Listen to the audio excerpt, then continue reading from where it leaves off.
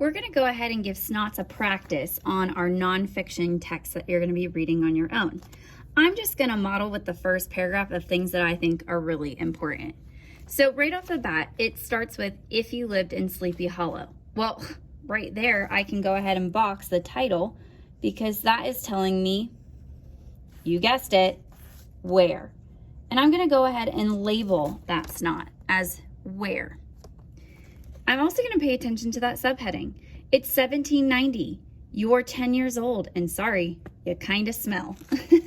Okay, well, from that subheading, I found my when, and I think that's really important too, especially if you looked already at the discussion post. We're all talking about that time frame of 1790.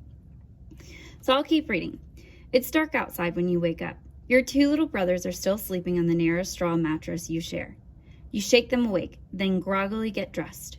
Your clothes smell as bad as they look.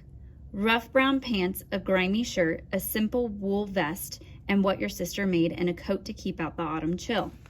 Okay, so this whole paragraph, I'm just going to put a bracket around. And yes, it's a what. It's describing what you would wear. And let me tell you the importance of SNOTS.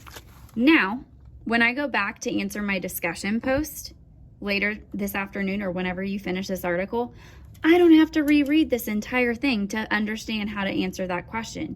I can pick out which SNOTs were really important to me, and that's what I'm going to write about.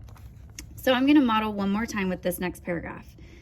Normally, you'd be heading to school, but it's harvest time. Ooh, I see that word time, and I see another when situation.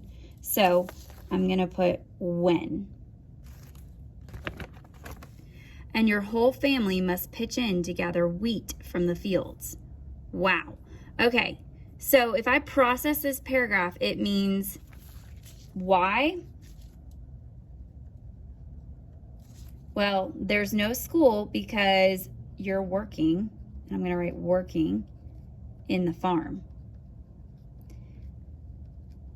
So if I stop after every paragraph and I try to answer one of these W's and the H, okay, I try and figure out one of these situations, and I write a side note or a SNOT, okay, that means that I am actively thinking about what this article is saying. And that is so important as a reader, that you stop and think and you take time to write these SNOTs down so that you can remember down the road, because we'll be referencing this article quite a bit.